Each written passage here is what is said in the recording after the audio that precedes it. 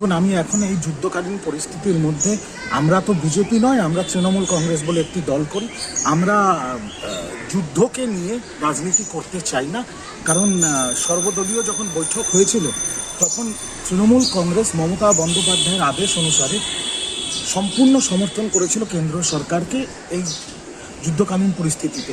তো সেই জন্যেই আমরা বিজেপি নয়, আমরা যুদ্ধকে নিয়ে পোস্টার বানাচ্ছি না, ভোটের প্রচার করছি না, না কোনোদিন করেছি না কোনোদিন করব। তাই আমি এটা নিয়ে কোনো রাজনৈতিক মন্তব্য করবো না, শুধু এইটুকুই বলবো, মমতা বন্দ্যোপাধ্যায় শুধু বাংলার মুখ্যমন্ত্রী নয়, মমতা বন্দ্যোপাধ্যায় বঙ্গজননী, এবং তার সেই মাতৃত্বের পরিচয় তিনি আবার দিয়েছেন।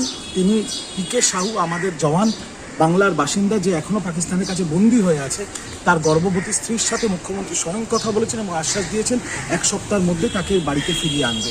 তাই আমরা মুখ্যমন্ত্রী মমতা বন্দ্যোপাধ্যায়ের উপর আশ্বাস রাখছি, ভরসা রাখছি, বিশ্বাস রাখছি। আর আমার মনে হয় যে মুখ্যমন্ত্রী এবং প্রধানমন্ত্রী দুজনেরই তৎপরতায় পিকে সাহু খুব শিগগিরই বাড়ি ফিরে আসবে। বাংলা হান্টের আরও খবর দেখতে নজর রাখুন। বাংলা খবর মানেই বাংলা হান্ট।